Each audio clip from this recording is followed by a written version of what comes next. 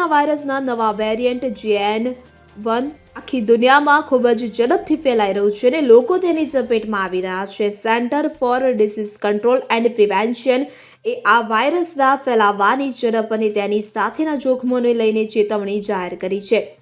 આ અંગે યુએસ સ્થિત આ સંસ્થાએ કહ્યું છે કે આ કોરોના વાયરસનું અત્યંત ચેપી પ્રકાર છે કે તેના ઝડપી ફેલાવાને કારણે યુએસ હોસ્પિટલોને મોટી સંખ્યામાં દર્દીઓ દાખલ થઈ શકે છે. તો આ સાથે જ CDC યુએસ મેડિકલ સિસ્ટમ પર કોવિડ અને ફ્લૂની સંયુક્ત અસર વિશે ચિંતિત છે. CDCના જણાવ્યા મુજબ દેશના કેટલાય ભાગોમાં બાળકોની હોસ્પિટલો પહેલેથી જ એટલી ભરેલી હશે કે જેટલી ગયા વર્ષે હતી, પરંતુ આ અઠવાડિયાની શરૂઆતમાં ઇમરજન્સી રૂમના ડેટા દર્શાવે છે કે પાછલા અઠવાડિયા કરતાં વધુ બાળકો હોસ્પિટલમાં દાખલ હતા. બાળકોની સંખ્યા લગભગ બમણી હતી. CDC કહે છે કે ફ્લૂના કેસ પણ ઝડપથી વધી રહ્યા છે. તે જ સમયે વૃદ્ધ લોકોમાં કોરોના વાયરસનો દર ફ્લૂ કરતાં વધારે છે.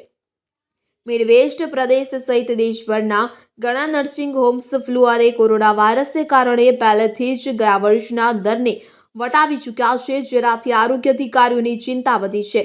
CDCએ પણ અનુમાન કરે છે કે JN.1 વધવાનું ચાલુ રાખશે. Bureau report CN24 news. હવે જુઓ દેશ દુનિયાની તમામ ખબરો તમારી આંગળીના ટેરવે. ઉઠાવો મોબાઈલ અને Google Play Store પરથી ડાઉનલોડ કરો અમારી CN24 ન્યૂઝ મોબાઈલ એપ.